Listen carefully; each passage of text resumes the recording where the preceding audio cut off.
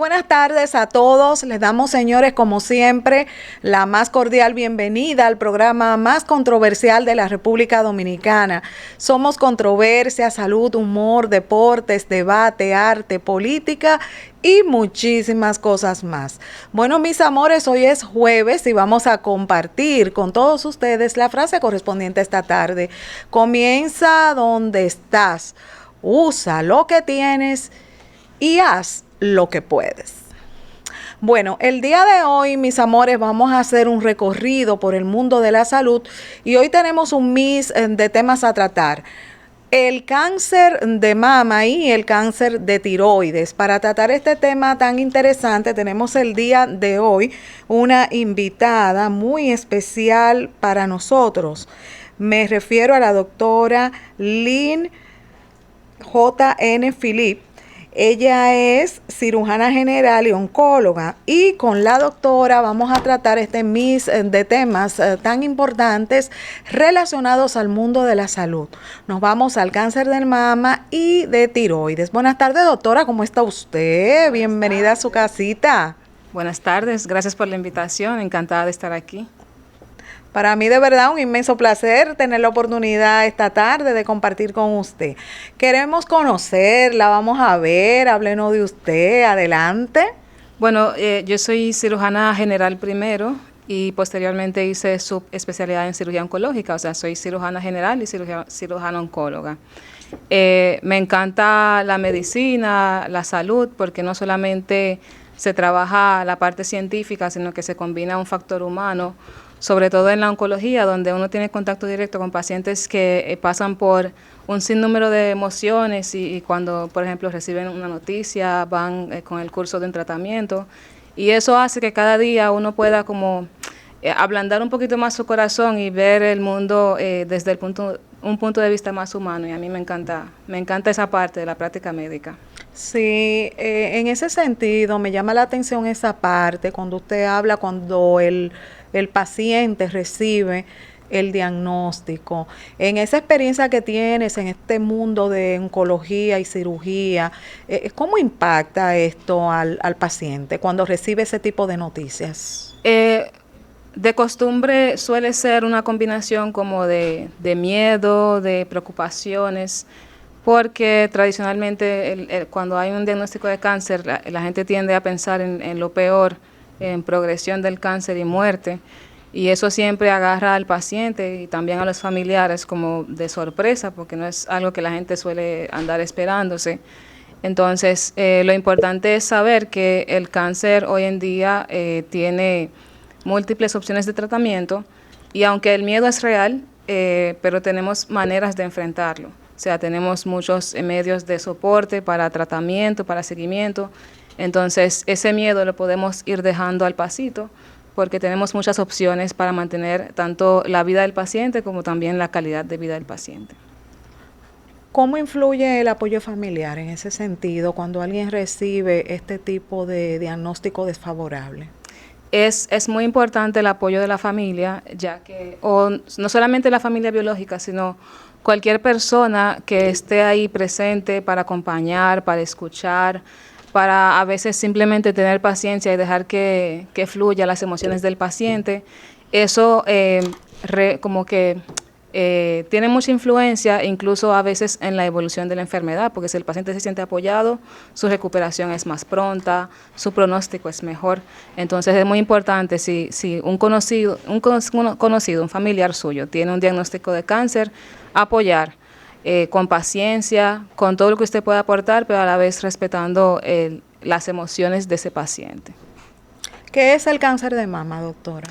El cáncer de mama es, vamos a decir, la proliferación de células malignas en la mama, que suele manifestarse en forma de un tumor. Pero hay tumores que son benignos, y el tumor que es maligno es cuando se considera que ya ha pasado un límite para considerarse ya como controlado, entonces ya se considera como infiltrante o maligno o cáncer. Okay. Desde tu punto de vista, ¿por qué es importante hablar de estos tipos de temas? Sí, El cáncer de mama es una enfermedad oncológica muy frecuente. Es la principal causa de cáncer en mujeres. Entonces, también se considera que de 1 de cada 8 mujeres va a presentar un cáncer de mama en el curso de su vida, por lo que es un tema que se debería prestar atención, ya que todas nosotras tenemos ciertos riesgos, sobre todo las que somos del sexo femenino al nacer, tenemos un riesgo a presentar una lesión o un cáncer de mama. Entonces, por eso es relevante, porque está ahí tangible, está presente entre nosotros. ¿A partir de qué edades, doctora, podríamos hablar de riesgo? El riesgo está en todas las mujeres, pero el control, por ejemplo, de detección temprana se inicia con una sonografía de mama desde los 25 años en pacientes que no tengan antecedentes. Ya si tienen antecedentes familiares o tienen una mutación genética, puede empezar incluso después de los 18 años. Entonces también hacerse la mamografía, que es la técnica de imagen que ha demostrado mejor eficiencia para detectar el cáncer de mama, a partir de los 40 años se recomienda si una mujer no tiene antecedentes. Y a partir de los 30 si tiene antecedentes familiares o un riesgo muy alto de cáncer. Usted como oncóloga, ¿cuáles son los cánceres más comunes en las mujeres y en los hombres y por qué? Sí, en las mujeres el cáncer de mama, definitivamente. Y en los hombres está el cáncer de próstata aquí en el país, que es el más frecuente, y el cáncer de pulmón a nivel mundial. ¿A qué se debe? Hay muchos factores. El cáncer en general, o sea, independientemente del órgano donde se presente, necesita múltiples factores para que se combinen para que se pueda dar. Entonces están los factores genéticos, que suelen ser los menos frecuentes, los hereditarios, perdón, que suelen ser los menos frecuentes, pero cuando en una familia hay historial de un mismo cáncer, por ejemplo, en varios miembros de la familia o un familiar directo, hay que prestar atención. También están los factores del estilo de vida, que son muy importantes. Por ejemplo, el hábito de fumar predispone al cáncer de pulmón, al cáncer de mama, al cáncer de colon, a múltiples cánceres en todo el organismo. También el consumo de alcohol en exceso, la falta de ejercicio, una dieta no balanceada, la obesidad, el sedentarismo, todo eso influye. Son factores que predisponen mayormente al paciente, pero se tienen que combinar en un solo paciente varios factores para que suceda un cáncer. Doctora, pero hemos visto casos de personas que se complican y le da un cáncer de pulmón y nunca han fumado. ¿Qué pasa ahí, doctora? Como le digo, vamos a decir, la complexión biológica y molecular de cada paciente es distinto. El fumar es un factor de riesgo, pero no significa que todo el que fuma va a tener cáncer, ni todo el que tiene cáncer es porque fumó.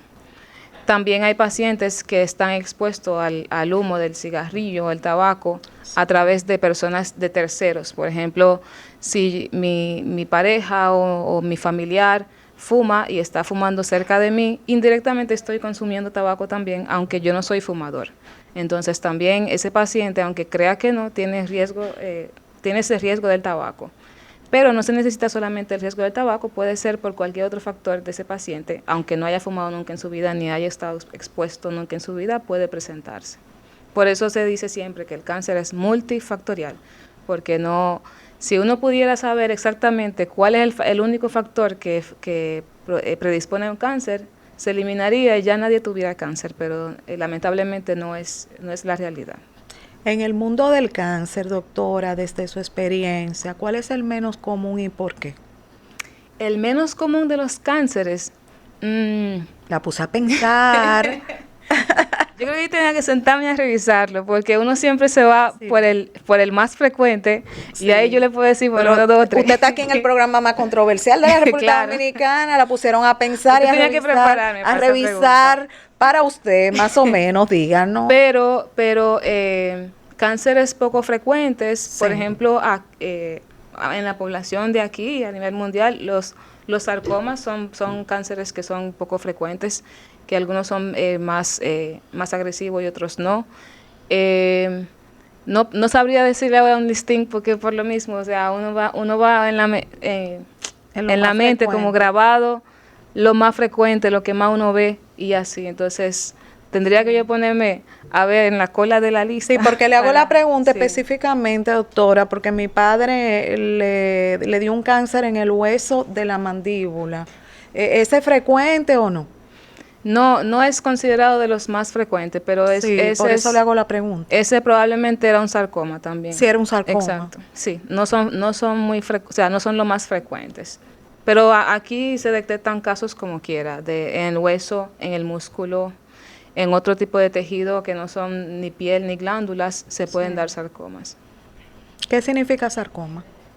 Sarcoma es, bueno, el nombre viene como la descripción del nombre. Sí. Es como un tumor maligno que viene de un tejido, de una capa embriológica mesenquimal.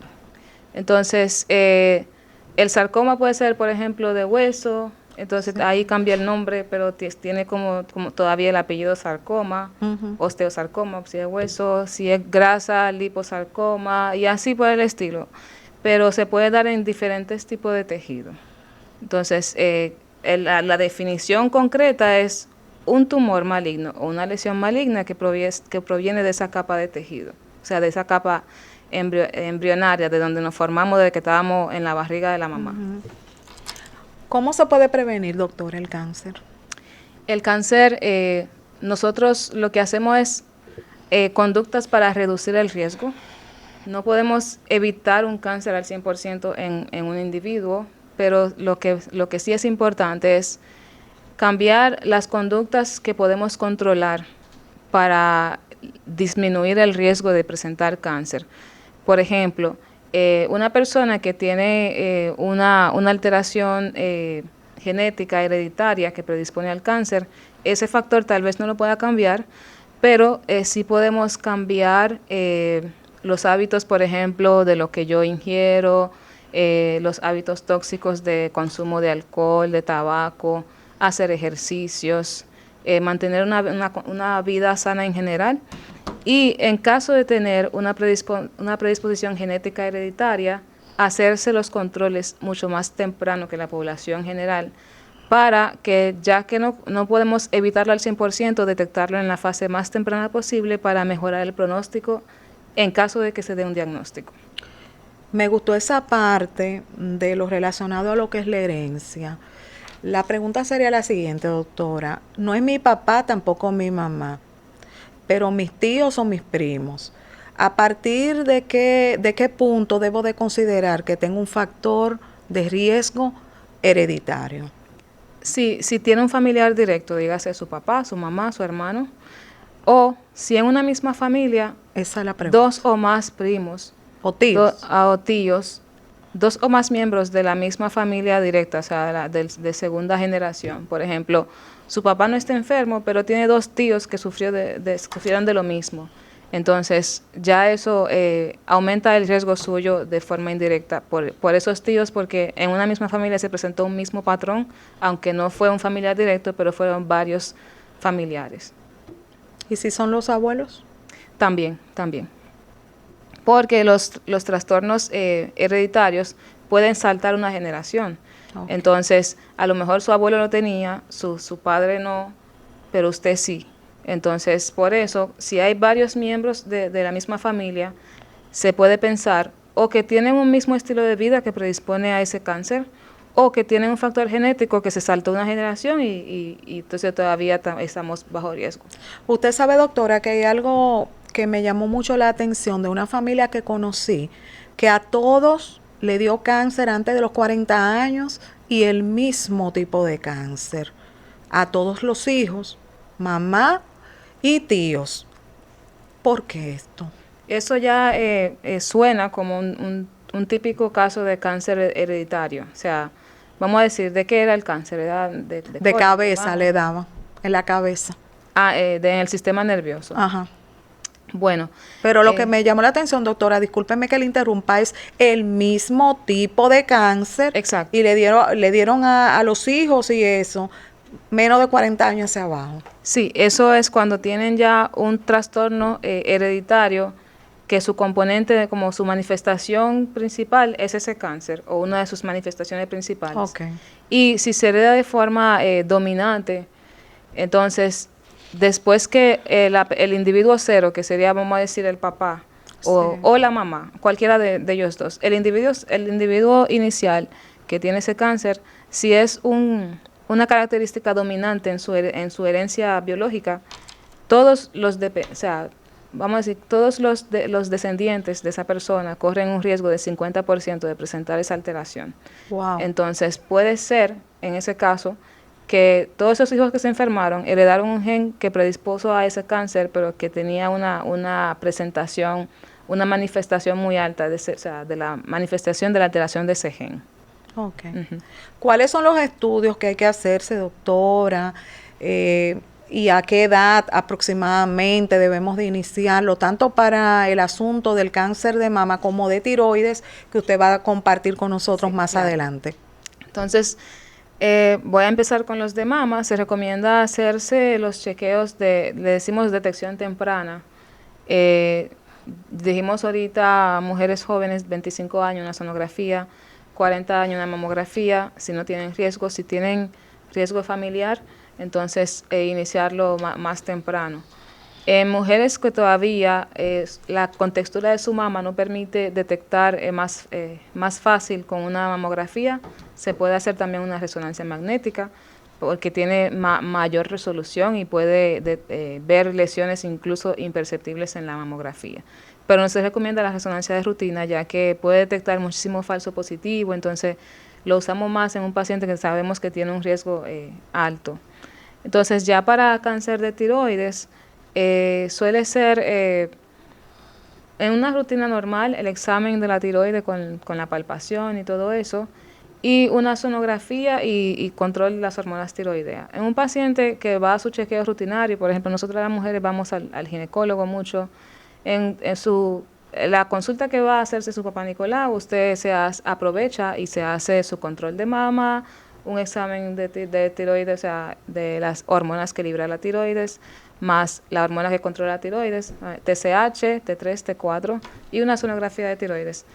Si usted no encuentra lesiones y si no tiene riesgo, usted puede estar tranquilo hasta su próximo chequeo del año siguiente. Doctora, ¿cuáles son los signos de alarma, las banderitas rojas, las señales? Sí, entonces recordemos que el cáncer no anuncia, el cáncer es silente, entonces tenemos que reconocer los signos de alarma, pero esos son signos que se presentan cuando el cáncer está avanzado. Y el objetivo para un oncólogo es que el paciente detecte la enfermedad cuando todavía no se está manifestando.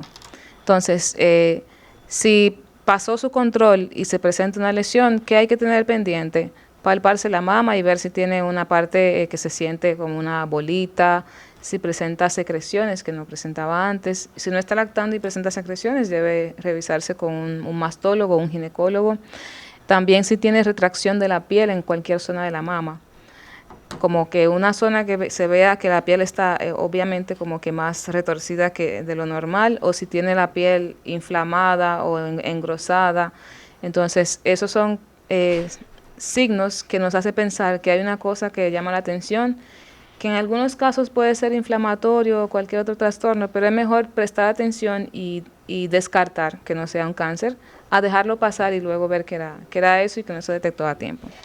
En caso de la tiroides, cuando hay una lesión ya que está avanzada, puede presentar dificultad para tragar, dolor en el cuello, dificultad para respirar, una disminución del tono de la voz, puede presentar ronquera y todo eso. Pero recordemos de nuevo, esperamos que el paciente que nos llegue no tenga esos síntomas porque se hizo un control mucho más temprano y se lo encontró cuando todavía no había crecido tanto como para dar esos síntomas. Si hay resequedad en el pezón, doctora, ¿es un signo de alarma, sí o no?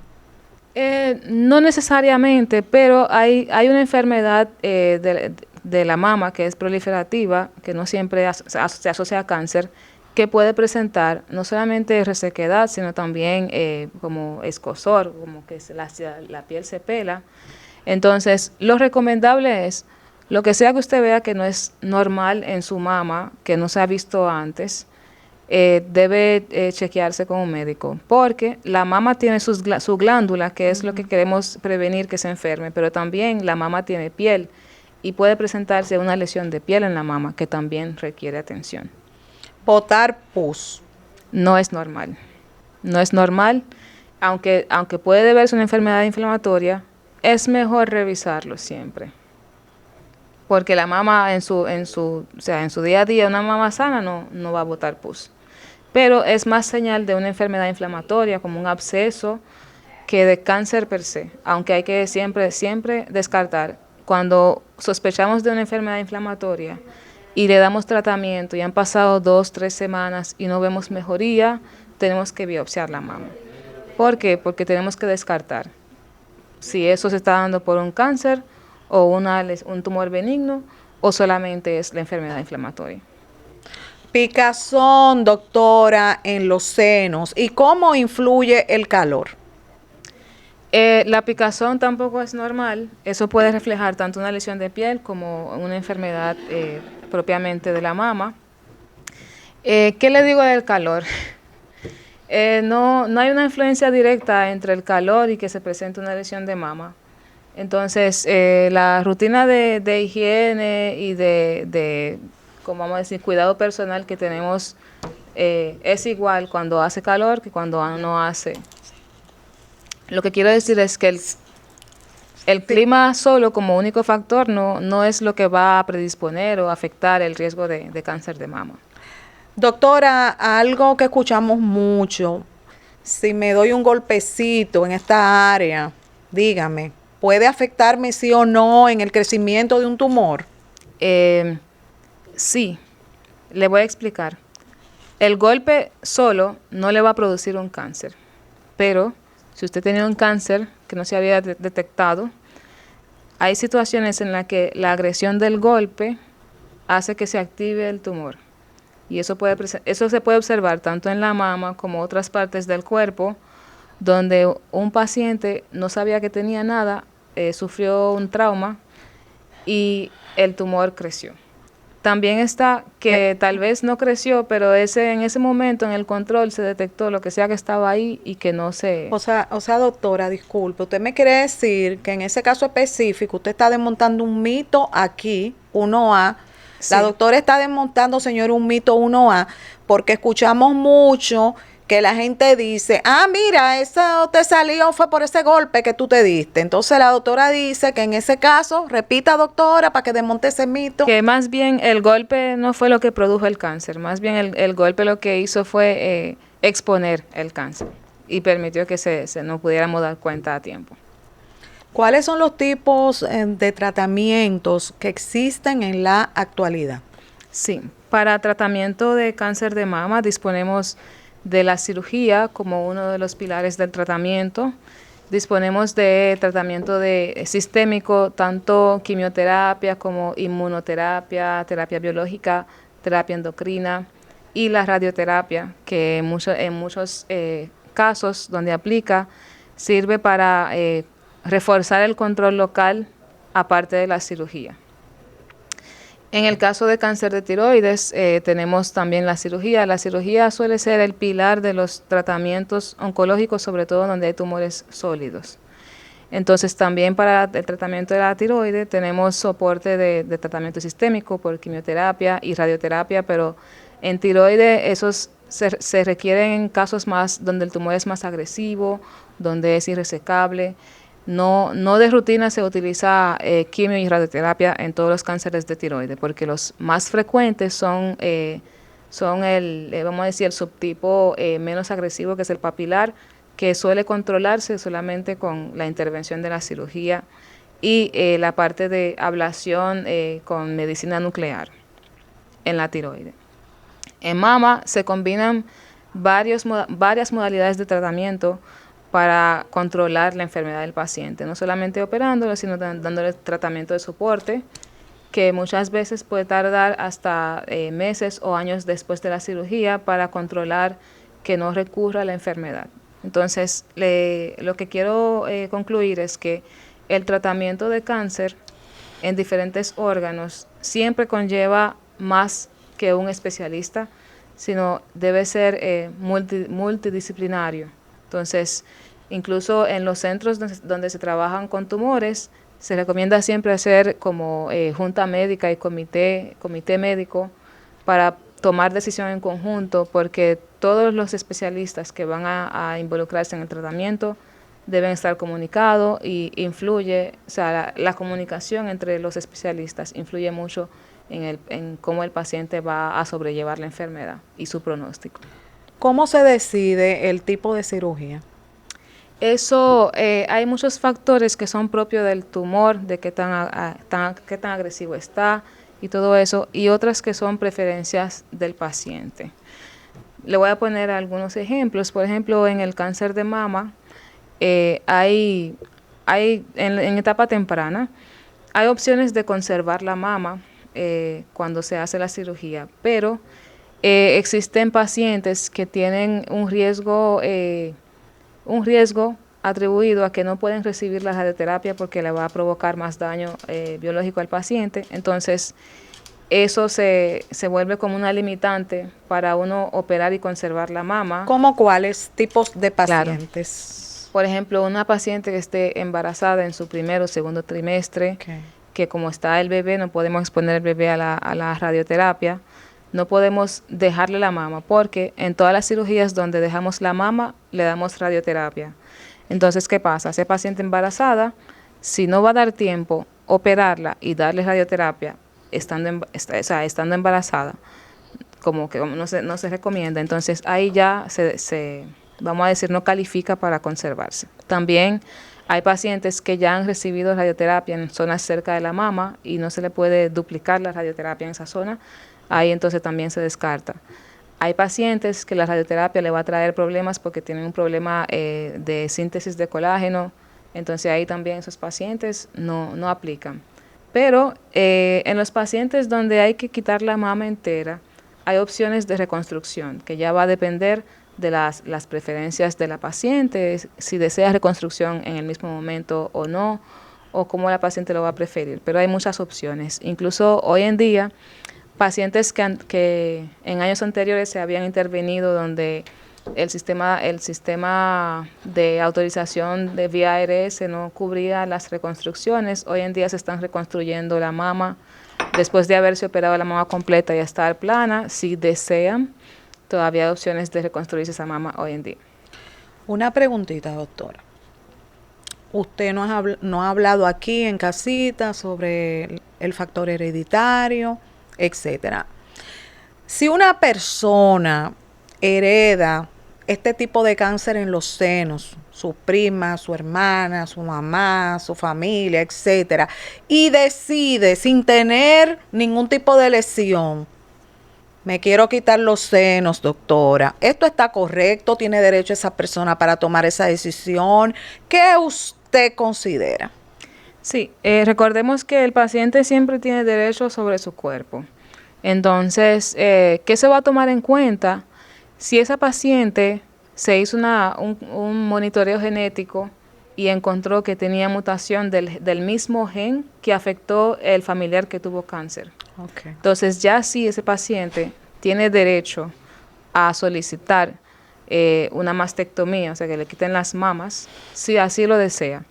Si el paciente no lo desea, entonces lo que se hace es darle un seguimiento mucho más estrecho que las pacientes de la población normal. O sea, si a los pacientes que no tienen mutación se le controla cada año, a esa paciente tendremos que verla cada 6 meses con una resonancia y todo eso. Pero si la paciente lo desea, está en su derecho de pedirlo, incluso está contemplado como parte de la reducción de riesgos en pacientes que tienen mutaciones ya detectadas. Aunque no se le determine... Aunque no tenga una lesión de mama eso en la actualidad.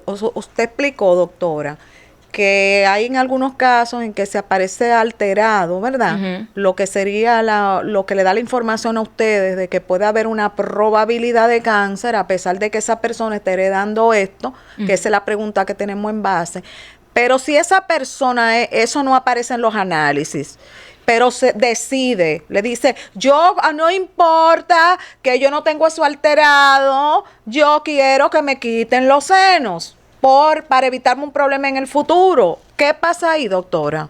Eso hay que tomarlo con pinza, como dicen. ya que el paciente sí tiene derecho, Sí. pero el médico, como no tenemos un criterio así como tan tangible, le damos todas las opciones posibles al paciente para que lo considere primero, Ok. porque la mama tiene un componente social en la mujer y todo eso, y el miedo al cáncer por sí solo muchas veces no es suficiente para tomar una decisión terapéutica. Entonces, en una paciente que ya se le ha hecho todas las mutaciones y no tenga ningún gen alterado que predisponga a eso y tiene sus controles que no tienen alteración, es muy poco probable que de buenas a primeras digamos, usted se quiere quitar la mama, bien, vamos a quitárselo. Pero si al final la paciente como quiera insiste, está en su derecho si el médico considera que eso va a favor de sus principios, lo puede hacer y puede quedar establecido que el paciente así lo quiso y el médico está de acuerdo. Yo personalmente trataría de no hacerlo, pero es mi criterio, no significa que está prohibido, porque al final la autonomía del paciente es lo más importante. ¿Cuáles avances hay desde su punto de vista en este mundo tan difícil, tan doloroso relacionado al cáncer? Eh, Avances importantes, los tratamientos sistémicos en el curso de los años han mejorado porque actualmente hay múltiples opciones según el tipo molecular, el subtipo molecular del cáncer, lo que ha dado mucho como que mejor pronóstico a pacientes que anteriormente por tener un tipo de tumor agresivo solamente lo que se esperaba era que progresara y falleciera, pero que actualmente tienen un control de su enfermedad a través de esa opción que le permite tener una buena calidad de vida y una sobrevida bastante similar a los demás subtipos. También cosas que han avanzado, las opciones de reconstrucción de la mama, del pezón, que permite hoy en día que una mujer operada de la mama por un cáncer no tenga tantas diferencias en comparación con el resto de la población y pueda entonces sentirse como incluida y no sentirse muy diferente y tener esa parte de esa calidad de vida. Entonces todo eso ha sido progresos en la práctica médica respecto al cáncer de mama. También hoy en día se hacen mastectomías incluso por endoscopia, que reduce el dolor, reduce la cicatriz. Entonces todo eso son componentes que han mejorado la práctica la práctica médica en cuanto al cáncer. En cuanto al cáncer de tiroides, tenemos avances, por ejemplo, donde un paciente con un cáncer bien diferenciado pequeño puede recibir ablación y no requerir cirugía si el caso aplica. Eso es en parte mejora la calidad de vida del paciente, porque un paciente que no tiene tiroides tiene que estar medicándose de por vida. Entonces, eso como que opciones que van presentándose para ofrecer tratamiento, pero conservando la calidad de vida lo más posible del paciente. ¿Cómo impacta en la vida de una mujer, en lo que sería su autoestima, el hecho de que no tenga los senos ya? Eso ya es una percepción muy individual de cada paciente. En la práctica va a haber pacientes que cuando piensan solamente en la posibilidad de que se le quiten la mama, va a quedar como desmotivada y todo eso. Luego está otra paciente que habiendo opciones de reconstrucción te dice, no, quítame la mama y déjamelo así. Sí. Entonces, cada persona es como lo perciba. Lo bueno es que hay que tener opciones para todas, para la que se quiere conservar, la que no se quiere conservar, la que lo quiere quitar y reconstruir, la que no quiere reconstruir. Entonces, hoy en día lo bueno que tenemos en la práctica médica es que tenemos opciones para todos esos casos.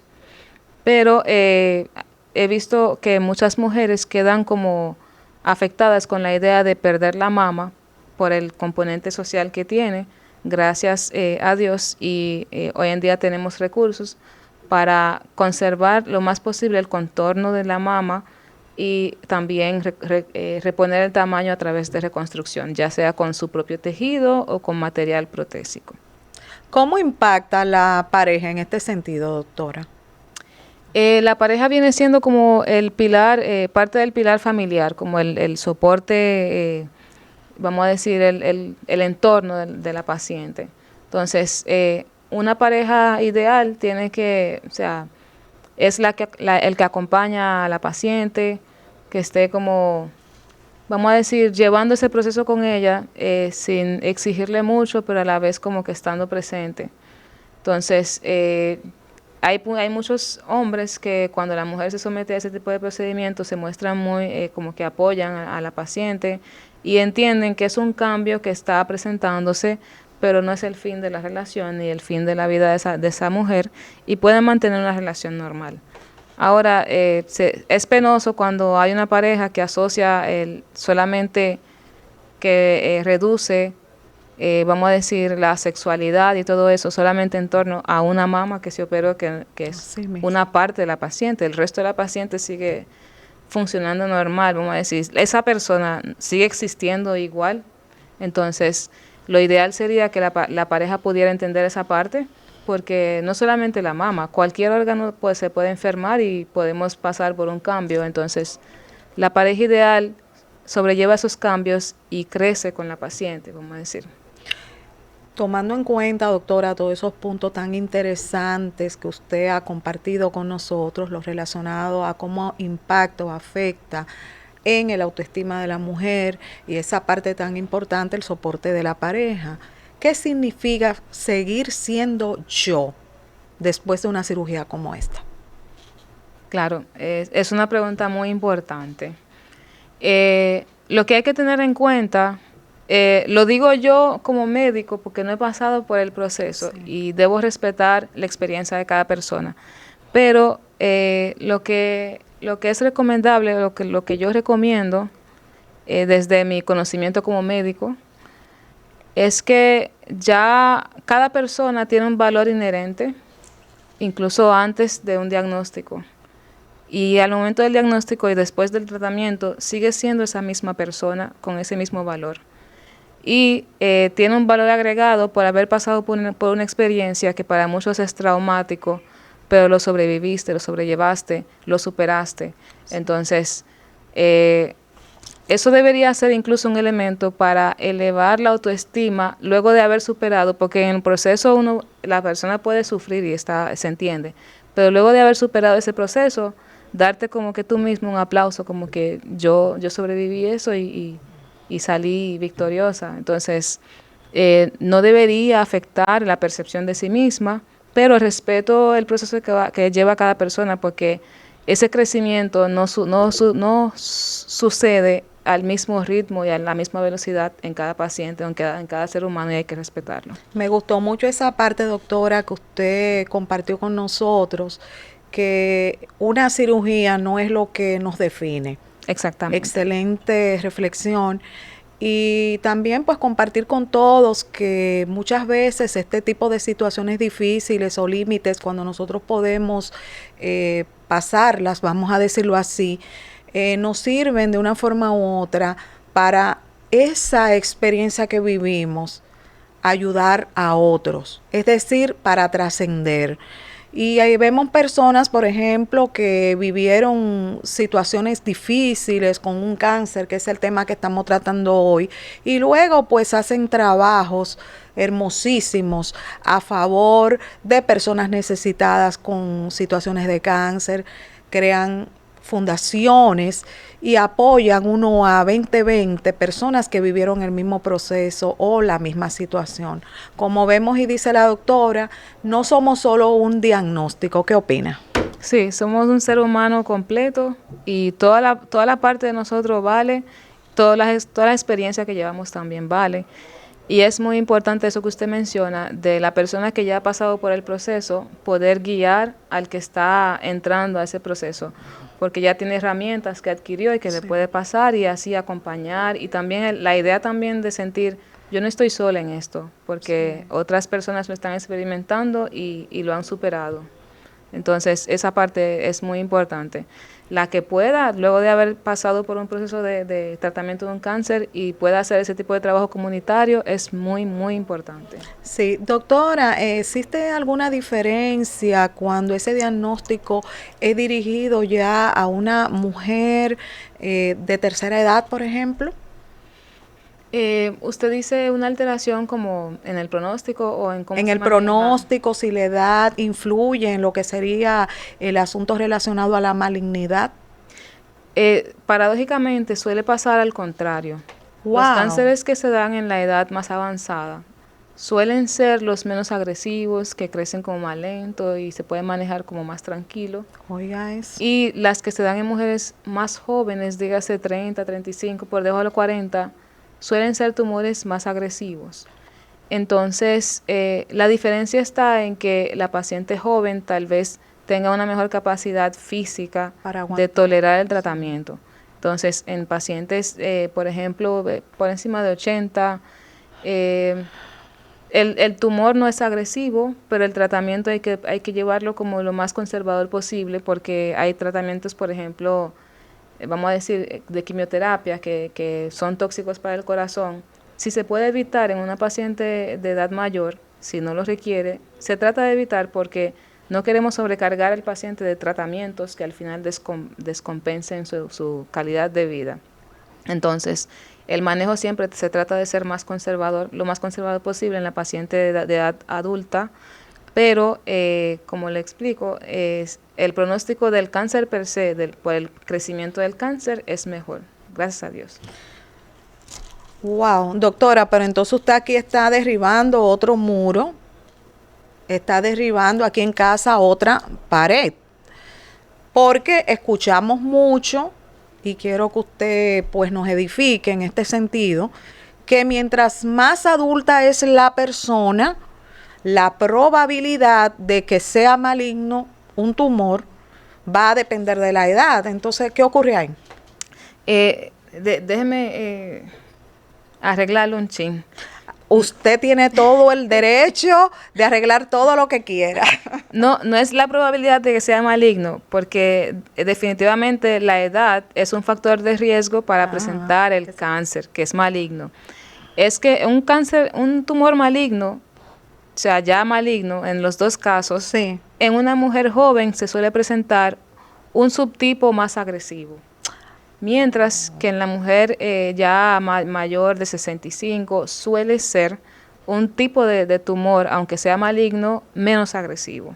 Entonces, el pronóstico en cuanto solamente al crecimiento del cáncer en la paciente mayor es mejor y en la paciente más joven es peor, pero las herramientas que tenemos de tratamiento, el paciente joven lo puede tolerar mejor.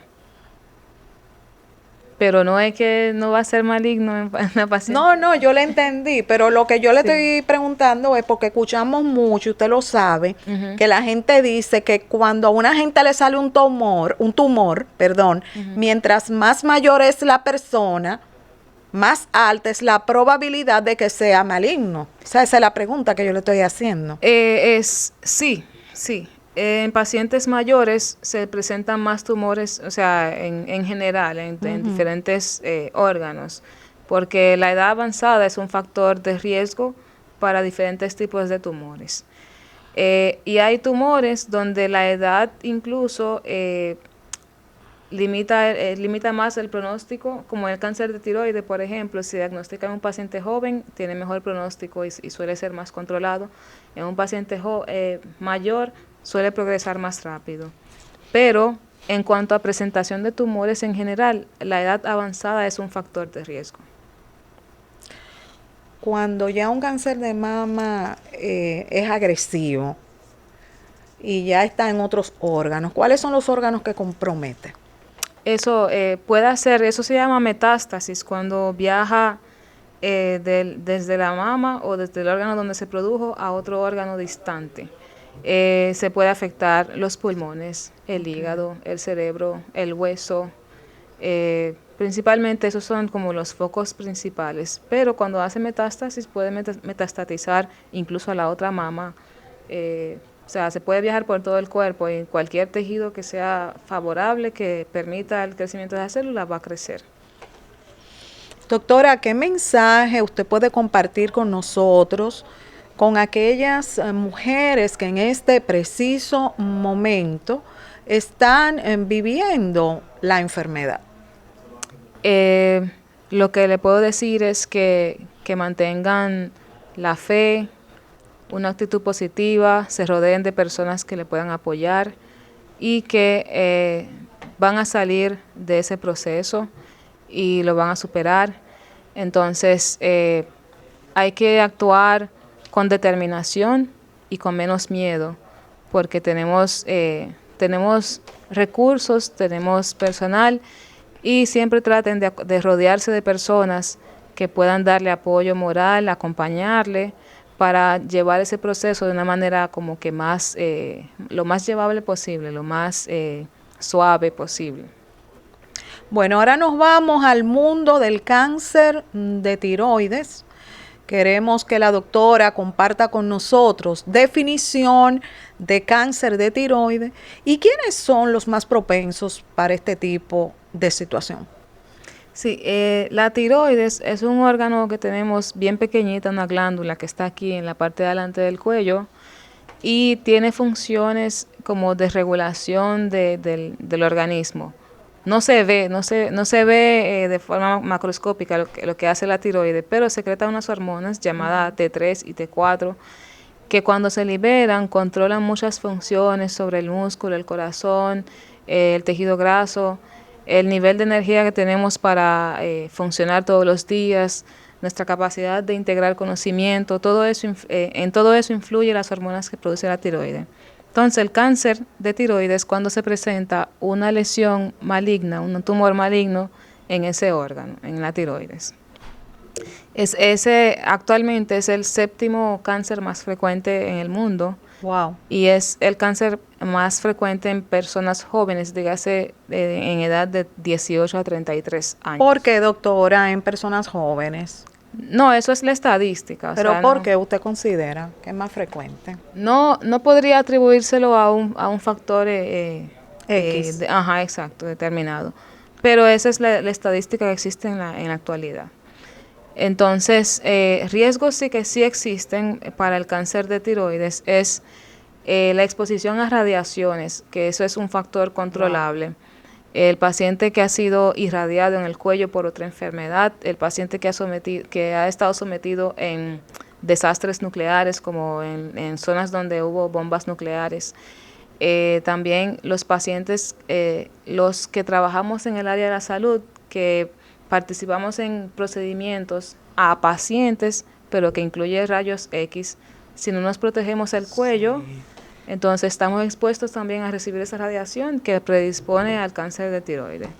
También hay un factor genético hereditario que puede asociarse tanto al cáncer de tiroides como otros cánceres como el cáncer de mama, el cáncer de colon, el cáncer de endometrio.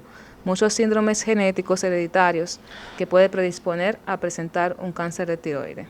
Y también está otro trastorno genético hereditario que es una enfermedad donde se enferman múltiples glándulas endocrinas y se llama así como neoplasia endocrina múltiple, que afecta no solamente el tiroides, la suprarrenal y la paratiroides y así por el estilo.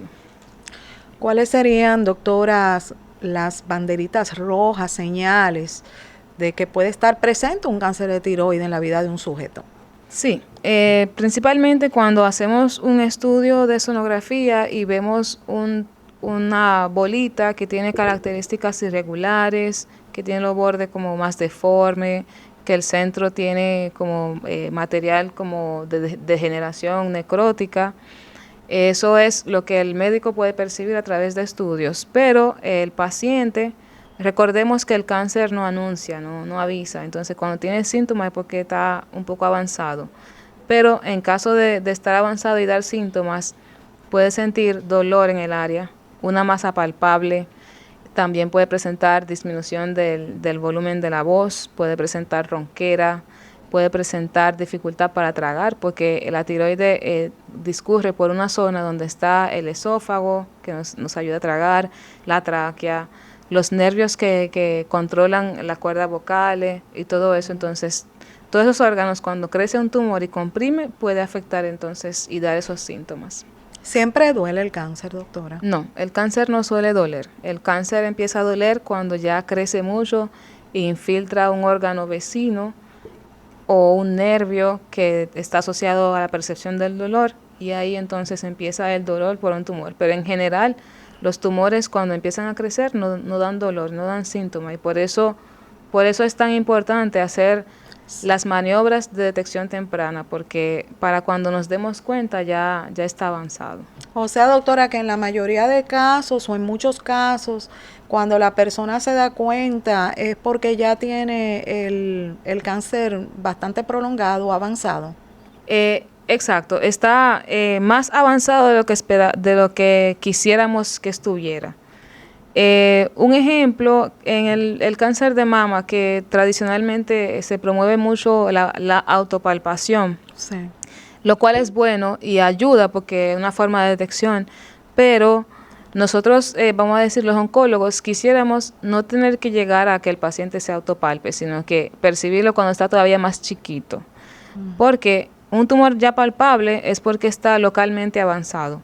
No significa que el paciente vaya a hacer metástasis de una vez, pero el pronóstico ya es peor que si lo encontramos en un tamaño mucho más pequeño, que no está palpable, que solamente se percibe por una imagen con la mamografía. Entonces, igual en el cáncer de tiroides, una lesión que está pequeña, siempre hay más opciones, por ejemplo, que permite hasta conservar la tiroide y todo eso, pero ya una lesión que crece, que comprime, que da dolor, ya el manejo es diferente, incluso a veces requiere más modalidades de tratamiento, que cada tratamiento que se le agrega descompensa más el paciente. Entonces, la idea es que, de ser posible, pudiéramos detectar todos los cánceres que se presentan en la etapa más temprana. ¿Cómo prevenir el cáncer de tiroides? Entonces, lo que podemos hacer para reducir los riesgos es limitar la exposición a radiaciones, que es muy importante. Por ejemplo, los centros que trabajan con imágenes tienen la estructura de donde están los aparatos de imágenes blindados para no transmitir esos rayos X al sector donde se trabaja. El personal de salud se escuda el cuello. También cuando se hacen pruebas en otros pacientes donde los rayos X no están dirigidos a la tiroide, también proteger el cuello. En pacientes que tienen trastornos genéticos ya demostrables que predisponen al cáncer de tiroides, hacerse su chequeo no solamente más temprano, sino también más frecuente. ¿Cómo se diagnostica, doctora, el cáncer de tiroides? La manera principal es hacer una biopsia tomando una muestra de la tiroide. Entonces, cuando tenemos sospecha por sonografía, hacemos una punción, se llama citología, que comúnmente le decimos biopsia también, pero ese capta células y te da una sospecha o no de que sea maligno. Y en algunos casos te puede hasta decir claramente que es maligno, pero ante la sospecha por citología, tomamos una muestra, ya sea con una aguja gruesa, tomando una muestra mayor, o operando la tiroides y quitando el lóbulo que está afectado con ese nódulo para examinarlo. Entonces, la mejor herramienta de diagnóstico es eso, una biopsia por aguja de corte o una cirugía de la tiroides. Desde su punto de vista, doctora, ¿el pronóstico suele ser favorable? Sí, afortunadamente en el cáncer de tiroides, su variante más frecuente también es la variante menos agresiva, que tiene muy buen pronóstico, no suele metastatizar. Entonces, lo importante siempre es tratarlo a tiempo, pero tiene muy buen pronóstico en su mayoría. ¿Hay que tomar entonces, doctora, medicamentos de por vida? En caso de que el tratamiento requiere quitar la tiroides completa, se debe sustituir, y eso no se puede descuidar, ya que las funciones que tiene la tiroides son vitales. No se descompensa el paciente de una vez, pero eventualmente, o sea, si tú no tienes hormona tiroidea, tu cuerpo deja de funcionarle progresivamente. No tienes energía, no puedes concentrarte, ¿no? Entonces, ese paciente requiere tratamiento de por vida de sustitución hormonal, pero si se conserva un lóbulo de la tiroides, no es necesario. Doctora, ¿se cura el cáncer, sí o no? El cáncer, vamos a decir, se cura, porque cuando eliminamos el tumor y observamos el paciente y se mantiene controlado y no tiene recurrencia, se considera que el paciente está curado, pero siempre llevamos un seguimiento porque no sabemos en cuál paciente va a recurrir. Entonces, la cura del cáncer no es me quitaron el tumor, me curé y ya no tengo que volver al médico, sino que eso se observa en un seguimiento estrecho donde en caso de que se presente algo lo podamos detectar a tiempo por igual. Entonces, sí se cura, pero requiere seguimiento de por vida. Ok. ¿Cuáles son los servicios, doctora, que ofrece? Adelante. Yo soy cirujana oncóloga y cirujana general. Trabajo con tumores de prácticamente todas las partes del cuerpo, pero voy a enseñar las principales: mama, tiroide, piel, partes blandas, sistema digestivo como esófago, estómago, colon y todos los órganos abdominales también. Por otro lado, también trabajo cirugía general como emergencias del sistema digestivo, vesícula, apéndice, lo más frecuente que vemos, hernias y todo eso. ¿Le puedo dejar mi número? Claro, ¿dónde ofrece sus servicios? Yo estoy actualmente en Unidad Oncológica Integral, que está localizada en Gascue, también en La Romana, en el Instituto Oncológico del Este, y aquí en la capital, en el Centro Médico Escaño. Para conseguir una cita, puede comunicarse al WhatsApp 829-430-8658. Muchísimas gracias, doctora, de verdad, de todo corazón, por edificarnos esta tarde con sus grandes conocimientos. Muchas gracias por la invitación. Yo encantada. Esta es su casa, yo te sabe. Muchas gracias, muchas gracias. Bueno, mis amores, hemos llegado al final de esta entrega maravillosa correspondiente a este jueves, donde hemos realizado un hermoso recorrido por el mundo de la salud. Temas tratados el día de hoy: cáncer de mama y de tiroides. Nos vemos mañana, mis amores. Mañana viernes estaremos transmitiendo desde Santiago, la ciudad corazón. Soy Crismelis Brito Padilla, su doctora controversia. Hasta mañana, mis amores. Bye.